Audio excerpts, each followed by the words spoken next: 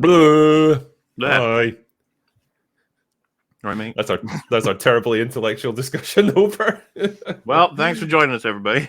Thanks, guys. Well, welcome everyone. This is our last orders for open bar number 98, and that was a doozy. The open bar.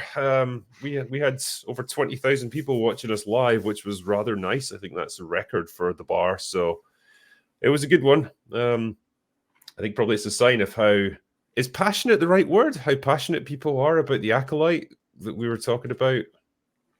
Yeah, Let's go with passionate. There's interest anyway. Very much an interest, yes. So yeah, it was great to have so many people on board, and I hope you guys enjoyed that stream that we did. And obviously, there's plenty of super chats that were left over from the night, so we're here to answer them right here, right now. This is what we do. Yeah. So I'm just going to dive right in. Actually, Pooty Evans says, "How did all the Jedi die in Order 66 again? Oh yeah, being shot by lasers." Yeah. Yeah. Well, Smilo Red didn't know about that. Yeah, let's go with that. That was an interesting statement, I think. I don't know. Do they proofread this stuff? Do they check it against anything that happened before, or do they just roll with it? It was funny, Ryan suggested an alternative on FNT, which would have been so better if they had referred to killing individual Jedi, yes, can be done with blade and laser, but destroying the Order, that won't be enough. Just something normal. The idea of the Jedi. Yeah, just okay. We've heard that before in stories. It works. It makes sense. But what they did was just like, I'm sorry, what? Yeah, it's great. It's another reason I love this show so much. Prometheus Creations. The only way I'll do a Star Wars fan-made project at this point is only when the IP is on public domain. Star Wars is dead since 2012. I think you're pretty much right. Yeah, it's been dead for a while now. Even when it's public domain, just make your own thing. Star Wars, just leave it. It's fine. It can die. Yeah, there could be other sci-fi epics, space opera stuff that could be awesome. It doesn't have to be Star Wars. Mm-hmm. Look at Rebel Moon. Genius piece of work right there. It showed what can be done with the right creative team behind it. It's like, I need to go and have a shower now. J. Lil says, I need ideas for my new Star Wars Episode 10 fan film. Luke wakes up on not on his island, in the Jedi Temple on Coruscant, and thinks, oh my god, what a crazy dream I had. There was all kinds of horrible, nonsensical stuff going on in my universe. All of his loving friends and family pour into the room like, oh my god, did you have the same dream too? Wasn't it crazy? Yeah. Glad none of that stuff actually happened. Ooh. The Hammer of Subtlety says, I want to point out that apparently, according to interviews, Leslie Headland's relationship with her own sister inspired the writing in The Acolyte. Think about that. Let that sink in. Yeah. She said that. I've seen the interviews with her talking about it. So essentially, this show was just a big old therapy session for her to deal with the strained relationship that I think she had with her sister. Media influences. It's funny. If she had said, I was inspired by Rebel Moon, we'd all be like, oh, well, that makes sense. If she'd said I'm inspired by, and then some weird property that we don't even see how it applies, so like a Frozen or Frozen 2, whatever, then we'd be like, what? Why are you even doing that? And then if she had said it was Lord of the Rings, we'd be like, no, it wasn't. Yeah. But what's the saying that I've seen about this? It's like, good writing tells you about the characters, bad writing tells you about the author. And I think that pretty much sums it up in this case. Jordan L. says, fake. Star Wars is an entirely fictional universe. Proud. Every movie and piece of marketing since The Last Jedi. Okay. Right. Unfunny German says, stay strong, theory. Long live the Empire. He's having a tough time at the moment with Star Wars, but he's always got the older stuff to fall back on. He doesn't. Well, it's interesting, right? People would argue that what he's going through kind of right now in a longer way, more protracted way, is what we did for TLJ. And a lot of that wasn't even online. Like, we were having our little, like, oh my god, Star Wars is a fucked franchise. It's just gone. Yeah. And so, I'm sure he's gonna make it through this, but it's good to be honest about where Star Wars is at in terms of the new stuff, because I don't think anyone needs like toxic positivity where you're just pretending that everything's amazing when it's not. So, it's great to see him joining in. Is going to be when he loses faith in Dave Filoni, which I think is inevitable. I think so. Yeah. I mean, it's difficult to have any sort of faith in the guy after Ahsoka. It was funny. He was a panel of people who just like we have zero respect for his work. So yeah. it's like, Dave, those like. John McKinley says, my favorite part was when the two women used the Force to make an immaculate baby and then created Pride Month in a galaxy not nearly far enough away. Yeah. Well, see my previous comment about bad writing telling you more about the author than the characters, Deval says, the Acolyte is a 15-year-old girl's fan fiction. I think you're doing a disservice to 15-year-old girls writing fan fiction, really. Yeah. Big Germ says, Gulp Shito can save this show. Best character. Or Glup Shito. Yeah, Glup Shito. Classic. He's my favorite Star Wars. I was always more of a Salacious Crumb kind of man. Mm-hmm. TL1524 says, it sounds like the Force is now a lesbian STD. I mean, well, it can get passed around, I suppose. Albert Nada Retro. Normally I keep it to a minimal cost, but you're going to be you're going to bread a drink after this. Not just one. Here's 10 Canadian dollars. I think you mean I'll need a drink after this. Yeah, I pretty much need a drink all the time at the moment dealing with the Acolyte. It is tough. That's why I had to do my reviews in like one episode at a time. I just could not encompass the madness of both those first episodes in one video. Well captured with the Chernobyl analogy. I understood you, yes. Monocross Cooper says, the Jedi arrived to force test the twins during Pride Month, and they weren't wearing Pride ribbons. That's why they're obviously the evil ones. Yeah, I think they've likened them to like the patriarchy, essentially. Like they're repressing people and tearing families apart, all that stuff. I'm really not buying into this whole like the Jedi are secretly the baddies of this whole thing. That way. Well, they will be with how they're written in this. Well, I know, yeah, but like this whole idea that you could reframe them and they're actually like assholes. That's just revisionism. Like you really spoiled like quite a pure idea in terms of what George Lucas laid out with the Jedi. Yeah, there's an approach to take in terms of their incompetence, however you want to do it, or rather their blind spots. But yeah, we'll see. Monzibu says, love it when you say in your reviews, the girl who's the key to everything. Yeah, I mean, I don't use that nearly enough, I suppose. Like, that's more of a Garyism than mine. But it is so appropriate at times. It's such a great trope of modern writing. It's been around for many years at this point, I suppose. But yeah, it's a tired trope for sure. Recoil Rob says, I am your mother. Search your feelings. It's going to be, what's it? Darth Smiler. It's going to be one of the mums. It's got to be. Jonathan Wren. Be interesting when all of these changes about the Force in the Acolyte become the main focus of the new Rey movie to explain Luke's failure. I wouldn't be surprised if they do that, actually. He was just a man. He couldn't understand the Force properly. You do it's kind of to do it. Even if it's set 1,000 billion years before, we just expect it to somehow feed into the sequels as the perpetual, like, this is our stuff. It's not bad. Primitive point of view. The Acolyte. When a Jedi draws their weapon, they will kill. 10 minutes later, uses his lightsaber as a flashlight. Yep. That's what I mean. Everyone's noticing this shit. It's so awkward. It's when you make such definitive statements like that, or the one that we referenced earlier, where Blade and Laser Blaster can't harm Jedi. It's like, well, you're kind of undermining your. Can. Yeah, just don't say things like that, and then people won't pick up on it so much. They'll maybe overlook some of your retardation. Mm-hmm. Flugie says, what's worse about the actor mistaking Luke for Anakin is he was trying to imply that Luke was just as evil as Vader for killing everyone on the Death Star. Yeah, I think that's another problem, I guess, with what he's saying. I mean, it's an old argument, like, oh, do you have any idea how many people were on the Death Star kind of thing? It's like, well, it does go, it's a giant death station that goes around blowing up planets, so it's kind of a thing that needs to be stopped as a matter of course, really, and if the only way to do it is to blow it up, well, I guess that's what you kind of have to do. I think it's more interesting that we never get that kind of attitude toward, like Captain Marvel when she destroys the Kree ships. Nobody ever says anything like that. No. Interesting, that, isn't it? Curious. And I don't know how many times he made the mistake about Anakin rather than Luke. Because if it was just a one-off, I could almost write it off as just like, well, he misspoke. Like sometimes people just say the wrong word. But if he said it multiple times, then I guess that's a different matter. Gets a bit worrying.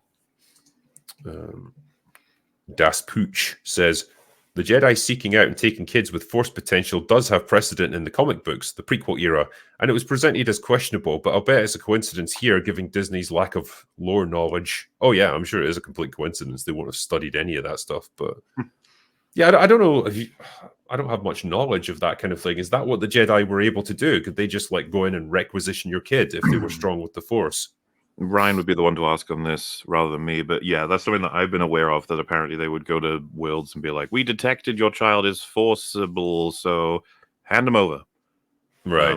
And I think the angle was always like, you'd want to be a Jedi. You come on, you just want to be. They're amazing. Yeah. All you have to do really is like if you want to get them on board, just like hold up a lightsaber and ignite it and be like, see this? You can have one of these. You can cut through anything with it. It's really fun. I will say a way to put them off would be like, ladies, no more of those. Not allowed to have a girlfriend anymore. You're like, oh, cool lightsaber though. Yeah. Pooty Evans says, oh, this is the classic one. A stormtrooper bonked his head in 1977, so we can have campfires in space now. It's that, it's that amazing logic, isn't it? Like, I've picked out a minor editing glitch or something with the OT. It's like, well, that just allows anything to happen now, clearly. It was Cosmonaut that really pushed that one for just, we can have anything retarded. And it's like, how do you complain about anything then?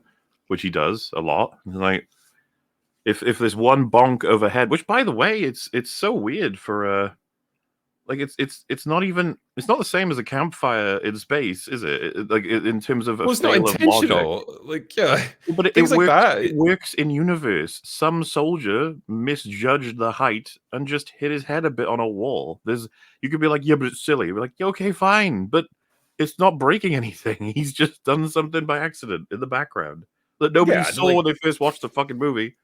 That's it. Like, you can totally miss it. And when it's just like some extra that fucks up something, it's like, well, I don't care that much about it. Like, it clearly wasn't a problem with the writing or anything. It's just a minor problem that happened on set.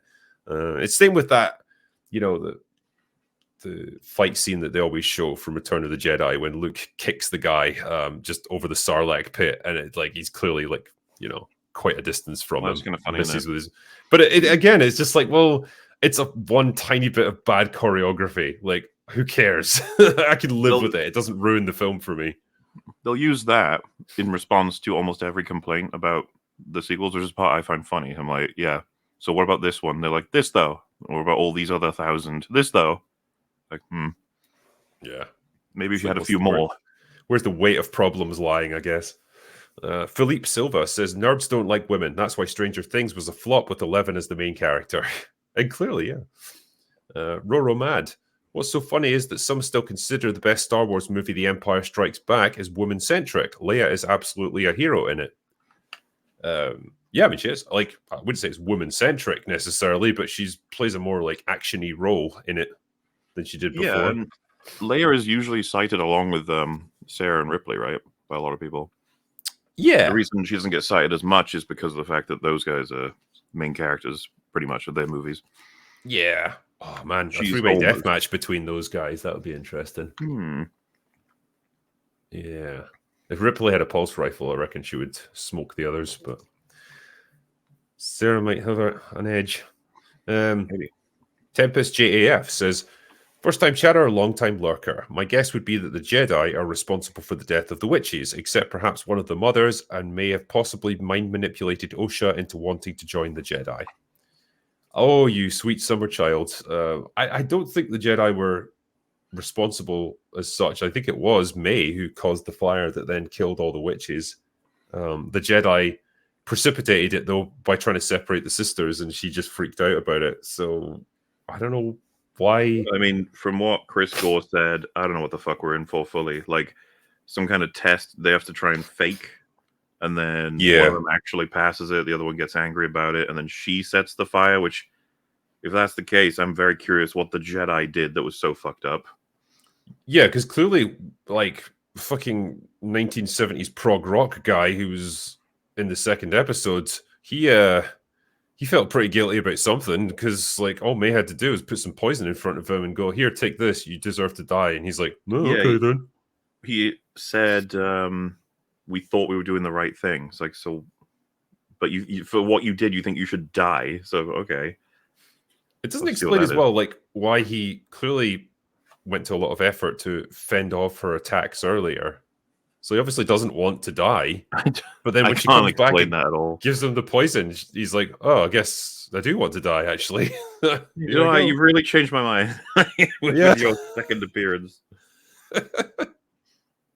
Yeah, it's bizarre. Like I don't think anyone's really put any thought into how this is meant to play out. Wish one of the actors had said something. Sam Wallace. Only a mean girl thinks nerds and jocks are the same thing. The mean girls took over every club and wonder why everyone leaves them. I don't know if it's the mean girls. I think it's just assholes who took over everything. I was going to say, I know that the dynamic of high schools have changed since even when you and I were kids. I don't know if you've seen the 21 or 22 Jump Street where they go to high school and nothing works the way they thought it did. Like the cliques have changed, all the dynamics have changed. But when we were, it was closer to like how it's portrayed in the 80s, where you had it certainly was when I was a kid. We had the people who played video games, board games, and everything else, and then the people who only played sports, and they would be like, "God, you guys suck. You need to like have a life." I mean, there was more crossover with video games. Like I feel like even sporty guys would play games. Oh, FIFA was like the bridge. It was like some of the dudes were like, "Yeah, I like FIFA," and then the sport guys were like, "Yeah, FIFA's cool, I guess." Just allows them to play more sports. God damn it! But yeah, I think if you were into board games, that was it. Like that was a bridge too far for anyone else. Oh yeah, it's like chess club or whatever. And if you're into Warhammer or some shit like that, it's like you're clearly not going to be mixing with the mainstream. There was a chess club at our school. I'm pretty sure the dudes thought the chess club was lame. That's brilliant. Hierarchy, you know. Shay Couture says, "Your long mother was right. You grew into that mask after all. I'm so proud of the fapper that you've become." Freya Baggins. That's pretty good. Cake Ride says, "No, they started this. They are creating enemies, and I refuse to be gaslit for refusing to stand for it." Fair enough. Don't stand for it. Yeah. Milo says, "If pissing off people is the goal, is it actually racist when those people are pissed off? How dare you get angry when I set out to offend you?" I mean, that's the dichotomy, I suppose. All the arguments are getting hard to track. Let's put it that way. Yeah. Tag from Westgate says, "Mr. Gay, go away, Mr. Gay." Okay. Tom Williamson was watching Mahler's Multiverse of Madness Unbridled Cataclysm and burst out laughing at 3:20. Mahler is referring to Doctor Strange not killing America Chavez and actually says the Rebel Moon line, "Do it, kill her." Premonition, like Zach stole it from my video. Oh yeah, I hope you had the exact same delivery as well. Do it. Ian West. I wonder what Zack Snyder's doing now. I wonder what he feels about this whole Rebel Moon thing. Dude, he's busy sorting out his extended versions. They're coming. Yeah. I won't be reviewing them, that's for sure. Ian Westcott. "I have a son who has Down syndrome, so for sure I want equality, kindness, etc. This isn't that, though. We've hit parody levels, pure mind rot." I agree.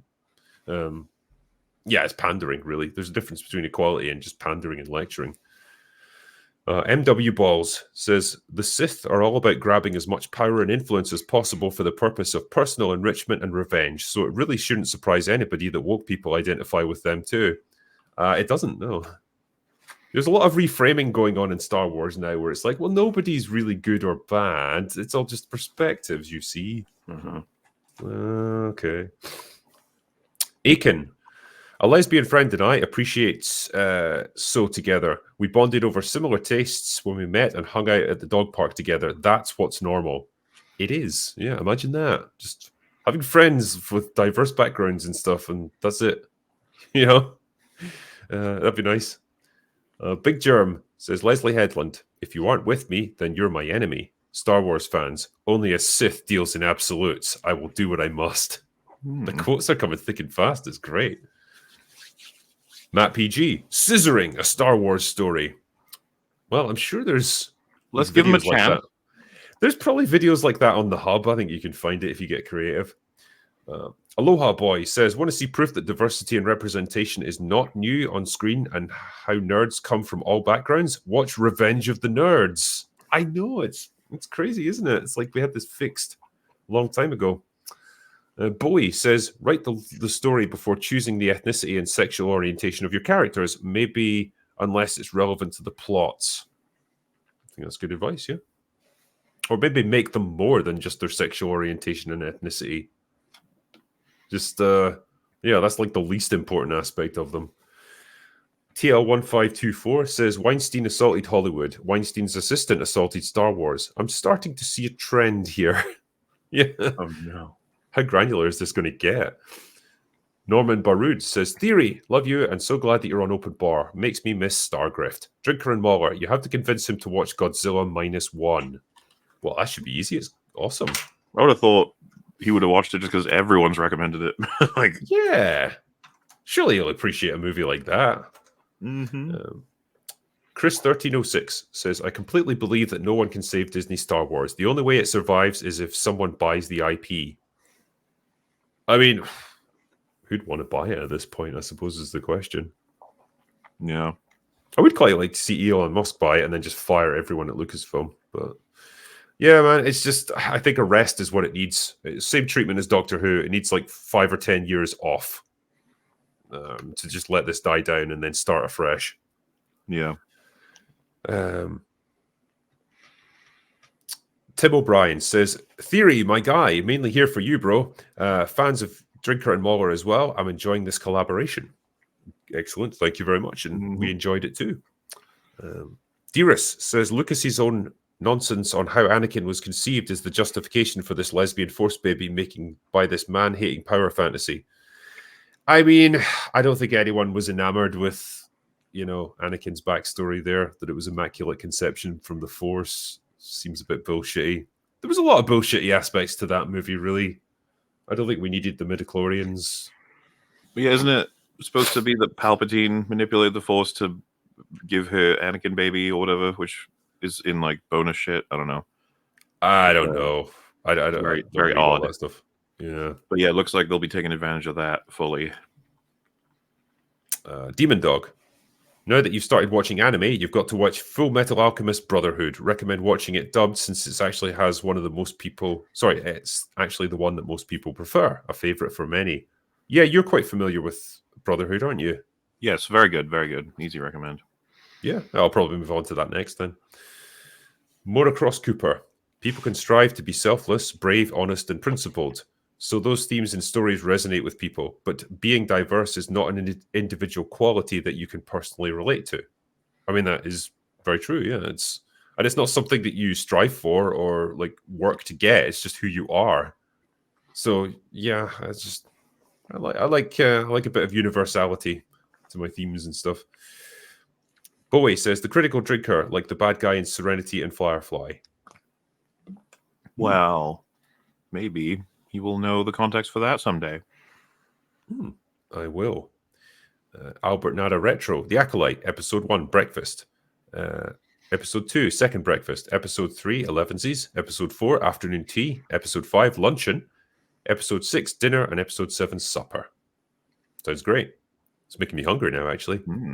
What is Luncheon, actually? Is it just lunch? Well, does it come after Afternoon Tea? I'm going to have to look this up, actually. It's one of those things I've always wanted to know, and I've never bothered myself to look. And I don't want to seem like a Philistine if I say it in the wrong context. So, all right. So it's literally it is lunch. So there's nothing special about it. It's just another word for lunch. That's depressing. What's the difference between lunch and luncheon? Just formalities, maybe. So it's more... it's a more formalized gathering with, a set menu or something like that. So, okay, fine. I can go with that. Run Out of Channel Names says, why did Discount Shaggy kill himself? We don't know. He was sad. Like Muller and I were just he's just so embarrassed. Maybe he read the script for like what was coming up next, and he was just like, "Nah, I'm out." Sam Rather not. Wallace, yeah. Between this and Wendigoon being called racist for having white friends and living in Tennessee, not exaggerating, we need to normalize calling anti-white racism racism. Not even funny anymore. Yeah, it's strange how it's skewed in that way, isn't it? That word's been beaten into the ground. It means nothing anymore. It doesn't tell you anything. Yeah. David Fields says, we don't hate them because of their sexuality and gender, we just hate them. I presume you mean the people who made the Acolyte. Matt PG says 21k. Yes. Albert Nada Retro says arsenic is an aphrodisiac. Well, I'll take your word for that and not test it. Paul Tompkins, Leslie Headband looks like a predator in thrift garb. Okay. Right. Craig E says Darth Menopause, the final boss. Yeah, the one that nobody can defeat. Warland says, I believe that the Force is female. It's been effed so many times by so many people now that it's no longer desirable. Ooh, brutal, but partly true, I think. Excuse me. Driving Ahead. Dune Part 2 cost 190 million and The Acolyte cost 180 million. Yeah. I'm not even going to say anything to that. I'm just going to let that sink in for a few seconds. Yeah, a lot of people need time for that to be understood. It's just, you've got to go away and stare at the sunset and contemplate that waste of money. The Playmaker says, Arcade is the show that The Acolyte could have been. Well, it could have. Do you just mean that it could have been better? Because, like, yeah. I guess they were going for the sister dynamic there and like split apart at an early age. One goes down a dark path, the other one strives to be a better person. You know, it's. I see exactly why they described it as Frozen meets Kill Bill. Ugh. It's a shit description, but it does encapsulate what they've basically just replicated here. It's like, well, a person on a revenge trip killing a bunch of people that's to lead to the final boss. Yeah, that's Kill Bill, all right. It's just funny that, you know, my definitive take would just be like, you need to find people who can write, though. And then someone would be like, oh, and so conveniently, you think the only one that can write that's done Star Wars recently in any way, shape, or form is Tony Gilroy, a white man. I'd be like, I think plenty of white men are shit. Ryan and JJ were white men. Like, Zack Snyder's a white man. Yeah. Crossover Maniac says, every time you mention the main character's name, I think of someone with a clipboard inspecting the guardrails in the Jedi Temple. If you live in the US, you'd get the reference. Yeah, I don't, so I kind of don't get it. OSHA. Oh, well, yeah.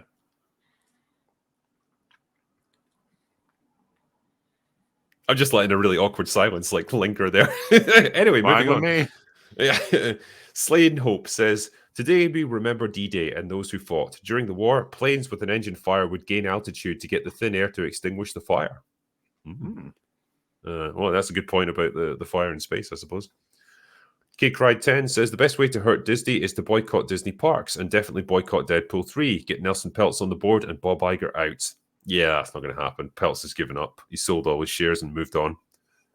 I think he's tried twice now to get that proxy battle, and it's just not worked out for him. So I think at a certain point, you just say, fuck it, I'm not wasting any more time on this. Roger Rubio says, enjoy a cold one with these $2. Thank you. I might have to go to Weatherspoons to get a pint for £2, but I'll do my best. Appreciate it.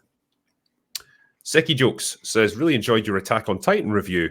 I mentioned before how the latter seasons have themes similar to Dune, wondering if you'll do a follow-up. I might, actually. It could be interesting to revisit once I've finished all of it. Grand Dark Fang. In 2001, a game came out with a similar premise to The Acolyte, a light and dark story that results in a fight and reconcile to save the people that they care about. It's called Sonic Adventure 2. Brilliant. Jordan L. Is Kathleen Kennedy actually a lizard? Jury's still out on that one. We may never know, but research suggests yes. Also, go get the premium erotic fiction written by Will Jordan. It is erotic. And just think of me whenever you see the sex scenes in it. Thanks, evidence against her being a lizard is we actually tested in simulations thousands of lizards being in control of Star Wars, and it didn't end up as bad. So it's like an iguana did a better job of running Lucasfilm. Might be more complicated. Aloha Boy Saul and Green Jedi is the live-action gender-swapped Amy Wong and Kif. Also, Acolyte looks like it's the Attaway General of Star Wars, or at least a bunch of influencers out looking for content. Well, I mean, it's certainly providing plenty of laughs for us. Yeah. Euler's Workshop. Leslie did describe her idea for the show as Kill Bill meets Frozen. That literally is the show, apparently. Yeah, it really is. They just ripped off both of those things and combined them together in a blender to make this show. I like Kill Bill. Well, you won't after watching this. It'll taint your appreciation. Oh, no. Lost says, I appreciate that small knives are deadlier weapons than lightsabers to named characters. Yeah, I mean, it's whatever the plot needs them to be, I suppose. Daniel H. When Mauler and Drinker get a super chat of any amount, thank you for all the support. When Star Wars Theory gets a super chat, that's only $5. I'm not reading that. I mean, well, like everyone does things differently, and you know, Theory's a busy guy, so maybe he doesn't have time to read all his super chats. I thought he read the 5 and 2s. In my experience with Theory, he'll if someone says like, please recite, you know, this poem with Jar Jar's voice, he'll say, for $2, no way. Taker 610. Fear the Tardo dubbed Headland Lesbian Headlamp. Fair play. Shaker Silver says, really noting overly choreographed fights when prequels exist. Tons of excessive motion. Nothing tops Empire and Jedi fights. Each move feels intentional. This is an interesting point, actually, I suppose. Well, so the prequels, like the thing I have an issue with them sometimes is the choreography is amazing, and it's the actual direction that makes it harder to appreciate it. I don't know if you've seen the the practice for the Palpatine and Mace Windu fight, but when you see the wide shot and all the actors, well, rather all the people who are super familiar, not the actors, I mean, like the practice sort of run in terms of the choreography, it's like amazing. Yeah. You know, when you get the actual actors in, you're gonna have to cut it up because they're fucking like 10 million years old. So you gotta move around it and try and make it look better and stuff. But I guess what I was going to say, like, if you've say got the Anakin Obi-Wan fight, right? Like, I could be wrong, so I need to rewatch it. But like, I get the feeling there's a lot fewer cuts than there are in something like the Carrie-Anne Moss fight in Episode 1 of this. And there's just an element of like, are there superfluous actions or rather extravagances that could be limited? It's like, I suppose so. But the thing about Acolyte that's strange is I'm already the entire fight. My question is like, why is this running this way? Meanwhile, in the prequels, I'm like, well, they're Jedi or Sith, they have lightsabers. I understand completely.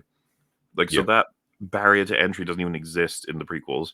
And then, like, it's famous, the Anakin and Obi-Wan fight, for going on for very, very long. It starts before the Yoda Palpatine one and ends after it, right? It's like, it's a big old chunker. But, you know, it's filled with amazing sword fighting sort of moves and a best representation of the fantasy that is that kind of weapon being pushed to its limits, or at least somewhat. I have so much to appreciate about the prequel fights and the OT fights, but these Acolyte ones, they're strange. I think I said in Isolation, like, I could see them, you know, there's some things about them like, oh wow, that's kind of neat as a move, but I'm just so confused that they're fighting this way anyway. Especially when he can stun it with the Force. And so can Carrie-Anne Moss, and then they just don't. Yeah. When they fight hand to hand, like, well, you would be doing that then, wouldn't you? This is something that started to piss me off because they've begun to work this into Star Wars fights ever since, I think, Rise of Skywalker, where you can use the Force to like push a light or sort of deflect a lightsaber blade or like hold it in place so they can't quite get you with it, and then it's like projected over onto like knives and fists and all that sort of thing. And once you've established that that's a thing you can do, why would you ever need a weapon for a fight? You could literally just use the Force to defend yourself and then push someone off a cliff or whatever. Yeah. It's just too much. Tom has some thoughts. Says they should make Mauler's Jedi Enforcer and have the people who made Justified produce it. Also, definitely title it Mauler's Jedi Enforcer. Great name. Sure. Yeah. DH says, did the tech seem 1,000 years older than Star Wars? I think it's only 100 years. It's like 100 years difference. Yeah. So, yeah, it's a bit weird that things just seem exactly the same in terms of their technology levels, but I don't know. Lost says an open fire would still be bad in Sky City, right? I mean, I assume so, because like if there's enough oxygen there for Luke to breathe when he's outside, then there must be enough for a fire to burn. Presumably, yeah. Yeah, Lost says, did I cover this one? It's annoying that people online don't understand there's a difference between cinematic explosions and open fire in space. Just do it in an atmosphere. Yeah, we've not covered that one, yeah. So yeah, that's the thing. Like, you can have an explosion when a blaster goes off against a ship and the thing explodes. That's fine, and then that should die down pretty much immediately, and it usually does in the battle scenes. Like you see often like TIE fighters get blown up, and it's like there for a couple of seconds, and that's it. It's consumed all the material, and then it's gone. This is just like a fire that is burning like a campfire, which just looks ridiculous. Jay Fraser says, "Hail, gents. R.I.P. William Russell. He's known for portraying Ian Chesterton in Doctor Who, one of the OG TARDIS crew members from 1963. He was aged 99. Damn. Yeah, I saw a post about that. I hate to say this, right? I don't think Tom Baker's going to be with us much longer, because I saw a photograph of him recently on his birthday, and my God, he's like skin and bone now. Yeah, because I remember him being, like, for many years, he was huge. Like, he put on loads of weight since, kind of retiring. And now he's just, like, stick thin. It makes me wonder, like, oh, is he okay? I don't know. Stuart Fields. If only the showrunners could stop viewing fans like you guys as the enemy and listen to the comments and suggestions that you make. Why the fan base that criticizes have to be viewed as the enemy baffles me.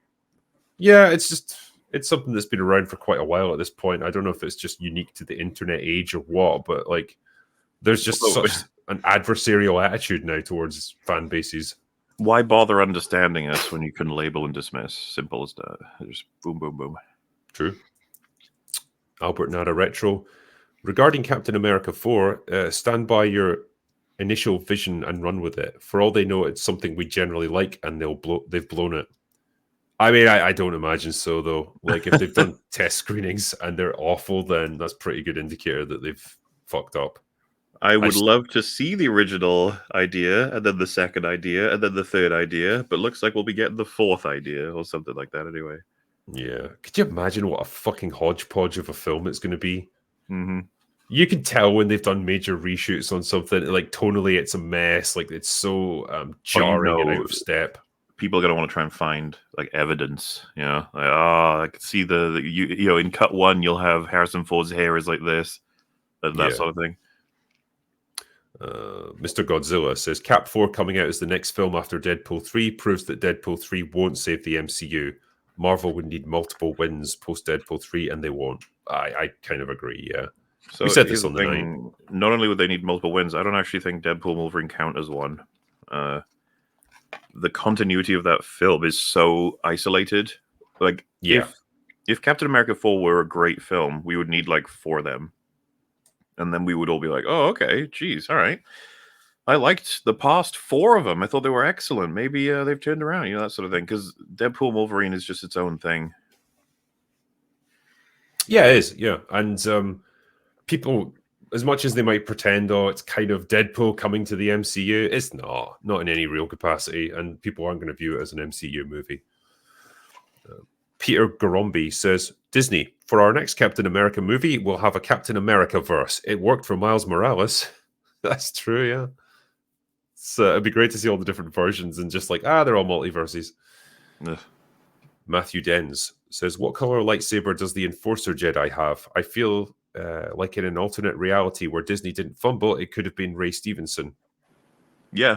There's a lot of actors who would fit that role. Some you'd have to, they're too old now maybe, but you want someone tall, strong, assertive, probably older. But as for color of lightsaber, I'm just happy to give him a blue one or a green one. I wouldn't need some kind of extravagant one, Yeah, I mean, there's not that many colors to pick from, is there? Like, it's like blue, green, red, and the golden sort of yellowy color, which you see quite rarely.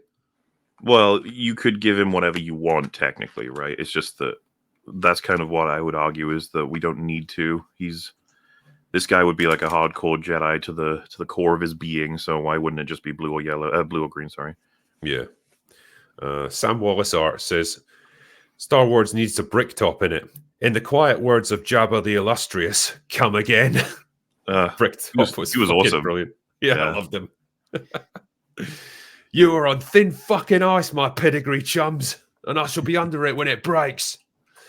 Albert Nada Retro says the official history of the Marvel Universe, 84 to 89, stated 4 people have been Captain America. Bucky and Sam Wilson make it 6 following Civil War. Good Lord. That's too many. Rock says, just want to say thanks. You guys probably hear this a lot, but your content helped me through some tough times. To Mahler, enjoying the war arc. Hey, glad you are, and thank you. Thanks, man. Appreciate it. Jay Fraser, would you rather watch Solo, the Lord and Miller cut, or the original cut of Back to the Future with Eric Stoltz as Marty McFly? Back to the Future for sure. I'd love to see that version. Yeah, that'd be fun. It's so annoying that they've only released like just a couple of little scenes, because I know that footage probably exists somewhere, and it's just like, oh, show us, come on. Because as far as I understand, they were only, I think they were only a few weeks away from finishing. Like they were pretty well into production with Eric before they cut him loose. So they must have had a fair old chunk of footage. Yeah, you'd hope so. Ministry of Wrong Think. Theory, what do you think about the dude talking about casually going to Nashade for drinks as if that planet isn't literally known as being super dangerous, gang-ridden hellhole? Well, I can only imagine what his answer would be. I don't know. I guess the showrunners just don't know or don't care. Albert Nada. Sorry, 6 Captain Americas from Steve Rogers to John Walker according to the official handbook of the Marvel Universe. Bucky and Sam make it 8 in the comics. That's even worse. Cole Hauser says Star Trek 2 was good because Gene wasn't involved. Damn. Okay.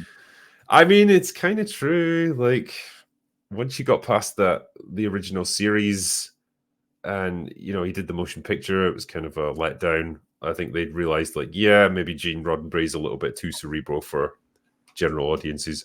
It's a bit of a stiff sci-fi, and you get the sense of that in the original series as well. Yeah. It's okay. It's just that it doesn't hit as big an audience, I don't think. Agreed. John Smith says, Red Letter Media, Why Theaters Are Dying video needs an EFAP breakdown. I mean, there's a couple of things in there that I fully agree on. I just wish they'd gotten to the topic of films being worse. They never really quite got there. They played with it a couple times. Yeah. But I guess they really don't believe that's part of the problem, while I think it's kind of the main problem. I think everything else runs off it. I mean, have they been like mildly Stockmanized? Is that part of the problem? Like they don't want to be super critical of movies because like they're quite ingratiated with Hollywood. I don't know. I've always felt their main appeal is their comedy, and they've not lost that as far as I'm concerned. They're best, the worst, and all that. The coverage of newer stuff, they seem so incredible. I would argue, in a way, they're more disgruntled with modern movies than we are. At least that's how they come across. But that they don't say that they are as much. They'll be like, God, everything's fucking rough right now, and we have our favorite classics and all that stuff. But then simultaneously, they'll just do a whole video talking about the newest things they watched and how several of them were really awesome and stuff. And you'll just be like, okay, how awesome? What? And why do you think that is? And is it about, I like I said, I just wish they would talk more about it, but I think they're trying to avoid getting into any kind of big old controversial culture war fights. Yeah, they've definitely been good at that. They made like one reference with the Furiosa thing, and that clip got shared all over the internet, and it's like, I don't think they want that. Yeah. Maybe they're just, I suppose they're just like, we're too old for this kind of nonsense now. We just want to talk movies. I don't get the impression they want to ingratiate themselves with Hollywood at all. I think they just want to be left alone, but simultaneously they do want to talk, express themselves about some stuff that's happening. And it's that balancing act that everyone kind of plays somewhat. But I mean, I disagree with a lot of what they say, especially Jay. I find Mike is much more agreeable than Jay.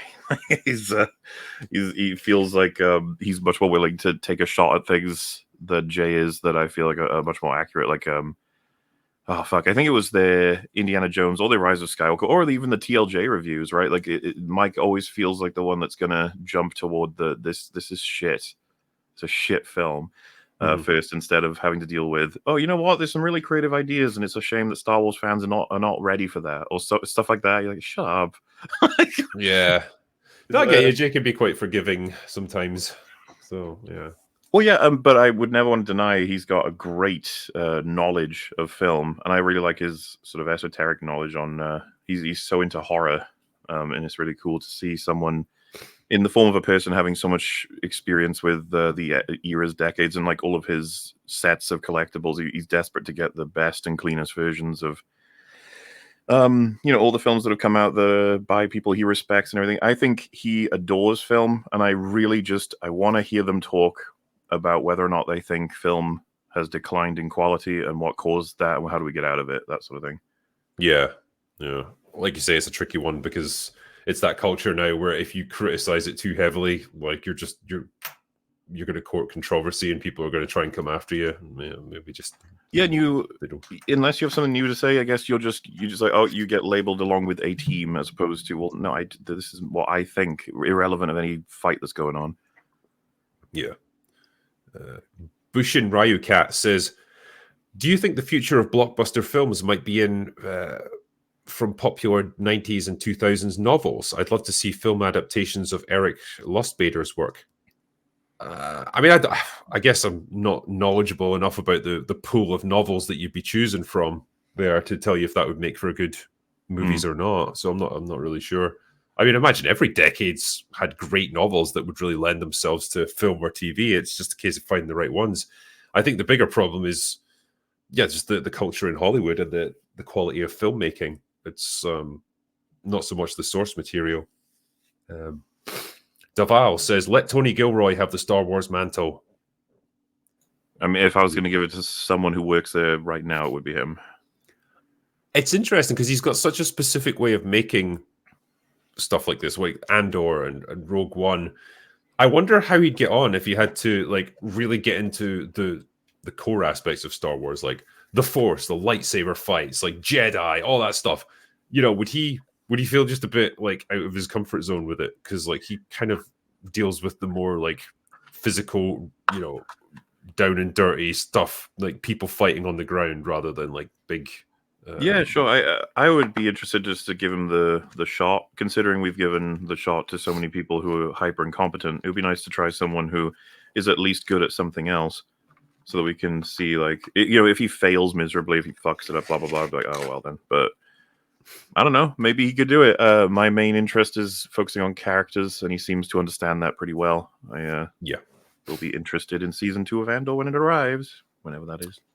Morfessa says, this is actually a good description of him. Filoni is a fanboy who's good at making things feel like Star Wars, but needs so much help making anything of actual substance. Yeah, I think that's true. Yeah, I think he's good at jangling those keys and like just pasting the sort of superficial veneer of Star Wars onto things, but there's not really much behind it. Well, did people say that Ahsoka felt like Star Wars or not? I honestly don't know. I can't remember what the discourse around that. I'm sure they said episode 5 felt like it. It probably, I imagine if you were a fan of Rebels or whatever, or Clone Wars, it would feel like that because it was just a continuation of that story. So if you're bought into that, then great. So Walken says, yo, I just tuned in, and Star Wars Theory is here. Right on, gentlemen, and a very nice addition to you, to your panel.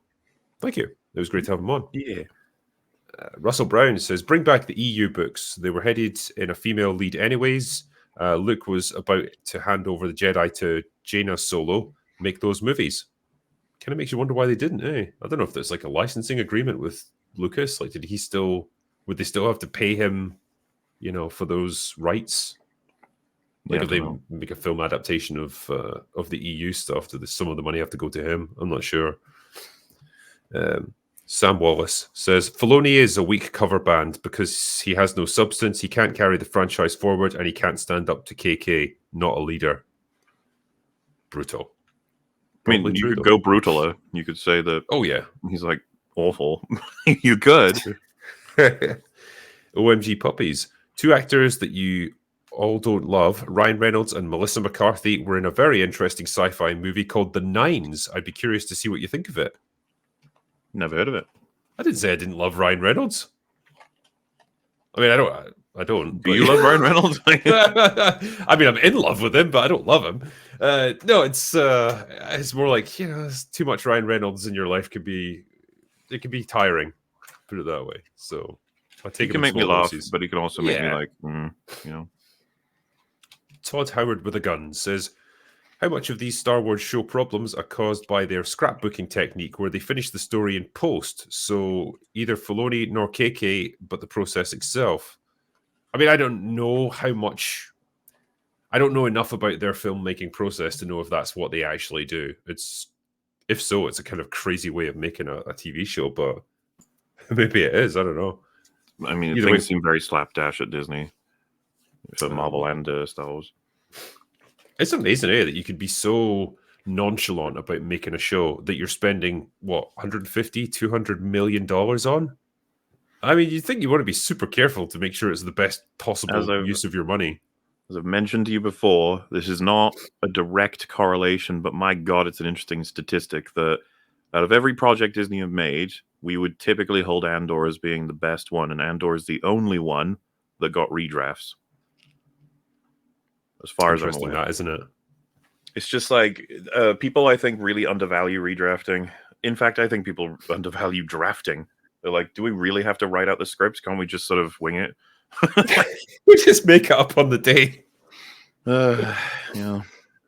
Omak says, somehow a Sith trainee is taking out Jedi Masters without even having a lightsaber. It's ridiculous. Yeah. The editing, storyline, and character development are lackluster at best. I think that's doing a disservice to the word lackluster. Yeah, it's just shit. Mm-hmm.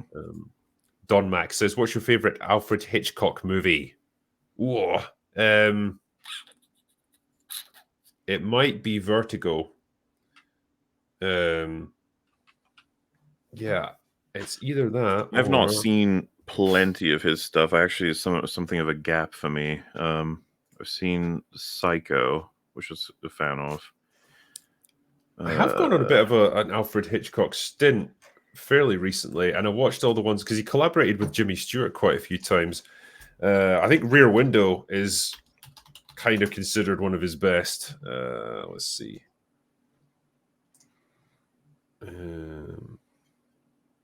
Yeah, I remember that being nice and tense. There was another one called is it called Rope, which is all set in one apartment, and it's like these two guys who've murdered their friend and like stuffed him into a chest of drawers with a party about to start. So like it's all because they're so arrogant and they're so like confident in themselves, they believe they can cover the whole thing up and have this entire soiree with a dead body in the room with them. It's pretty cool actually. It's nice and good at tension building, you know.